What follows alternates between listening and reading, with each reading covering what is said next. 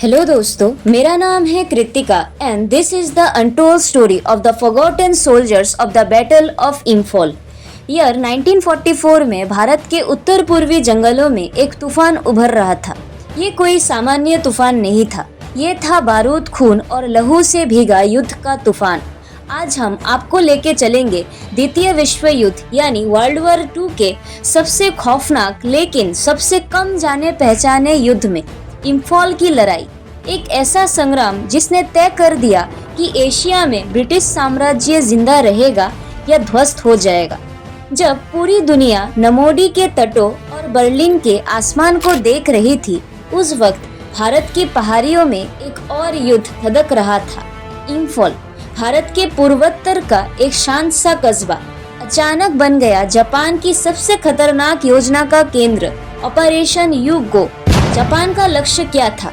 वो यही था कि म्यांमार के रास्ते भारत पर हमला करना, इम्फॉल और कोहिमा पर कब्जा करना और भारत में ब्रिटिश राज के खिलाफ एक विशाल विद्रोह भड़काना। इस मिशन की अफवाही कर रहे थे जापान की 15वीं सेना के लेफ्टिनेंट जनरल रेनिया मुतागुची, एक साहसी कमांडर। उन्हें भरोसा था कि उनकी 1 लाख सैनिकों की सेना इम्फॉल को घेर कर खत्म कर देगी।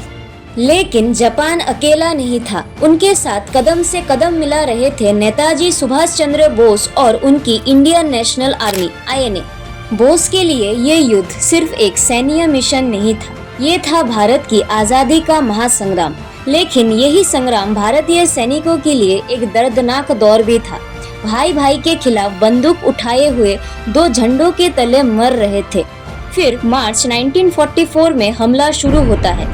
जापानी और INA सैनिक जंगलों और पहाड़ियों को पार कर इम्फॉल की ओर बढ़ते हैं।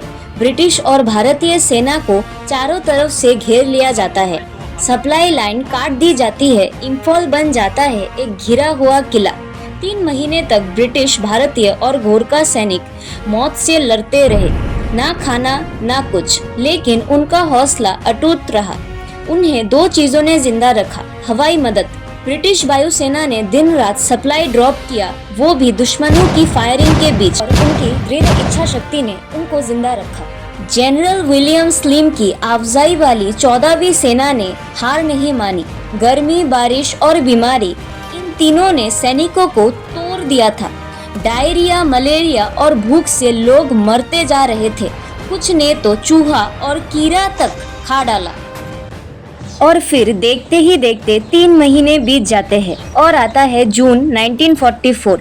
यहाँ से हालत पलटने लगती है।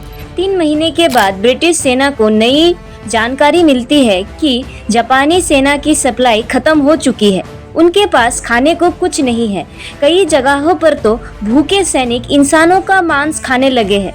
ऑपरेशन यूगो एक बड़ी हार में बदलने वाला है।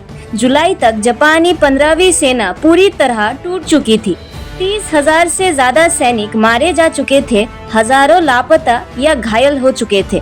INA भी भारी नुकसान झेल चुकी थी और इसी के साथ नेताजी बोस का सपना भी टूटने लगा था।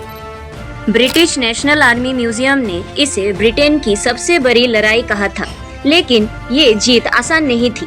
50,000 से ज्यादा जापानी और INA सैनिक मारे गए, हजारों ब्रिटिश और भारतीय सैनिकों की जान गई, आम नागरिकों की जिंदगियां बर्बाद हो गई। 1944 में मणिपुर और नागालैंड की जमीन ने इंसानी खून से स्नान किया था। लेकिन इसी लड़ाई से एशिया में जापान की हार की शुरुआत हुई। आज बहुत कम लोग इम्फॉल की लड़ाई को याद करते हैं, ना कोई हॉलीवुड फिल्म, ना बड़े अखबारों की हेडलाइन, लेकिन जिन्होंने वहाँ लड़ाई लड़ी उन्हें आज भी याद है वो चीखे, वो गोलियां और वो लाशों से भरी जंगल।